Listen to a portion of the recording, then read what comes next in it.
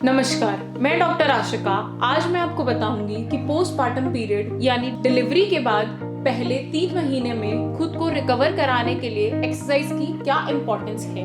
इसीलिए वीडियो को एंड तक जरूर देखिएगा। डिलीवरी का टाइम महिलाओं के लिए बड़ा पेनफुल होता है। साइंटिफिक रिसर्च के मुताबिक एक बच्चे को जन्म देते समय महिलाओं को 20 हड्डियों के एक साथ टूटने जितना दर्द होता है। बच्चे को जन्म देने के बाद महिलाओं की बॉडी काफी कमजोर हो जाती है। इसीलिए मां बनने के बाद महिला के खान पान का एक खास ध्यान रखना चाहिए। डिलीवरी के बाद पहले 3 महीने तो हेल्दी रिकवरी के लिए बहुत क्रिटिकल होते हैं। वीकनेस के कारण थकावट ज्यादा रहने लगती है, पीठ दर्द रहता है, बच्चे को बार बार दूध पिलाने के कारण और रात रात भर जागने के कारण नींद पूरी नहीं हो पाती, जिसके कारण शरीर थका थका रहता है। एक सबसे बड़ी दिक्कत जो महिलाओं में बहुत ज्यादा और अधिकतर महिलाओं में आती है वो है मोटापा यानी वेट गेन। और ये वेट गेन महिलाओं को कम करने में बहुत दिक्कत आती है। हार्मोनल चेंजेस की वजह से भी शरीर फूलने लगता है। डिलीवरी के बाद हेल्दी वर्कआउट आपकी कई फिजिकल प्रॉब्लम्स को दूर कर सकता है। इसीलिए मां बनने के बाद एक्सरसाइज और योगा करना आपके डेली रूटीन में बहुत जरूरी बन जाता है।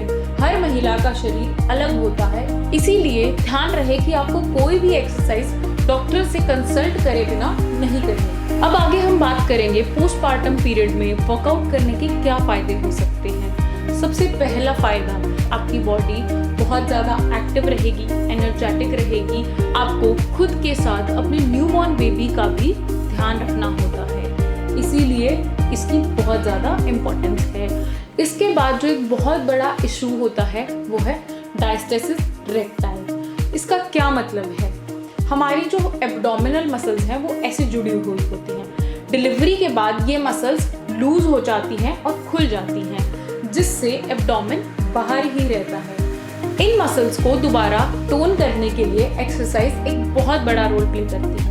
इसके बाद जो एक बहुत बड़ी दिक्कत एक नई माँ को फेस करनी पड़ती है वो है हेयर लॉस, जिसका कारण हो सकता है इम्बैलेंस इन हार्मोन्स या फिर हार्मोनल चेंजेस। और एक्सरसाइज करने से ये हार्मोन्स नियंत्रित हो जाते हैं और हेयर लॉस भी कम होने लगता है। बच्चे को जन्म देने के बाद एक महिला स्लीप डिप्राइव्ड हो जाती है, यानी कि उसको नींद कम आने लगती है, और अगर नींद आती भी है तो वो सो नहीं पाती है, क्योंकि कभी उसको फीडिंग करनी होती है, कभी बच्चा रोने लगता है, तो कभी नींद खुद ही नहीं आती है।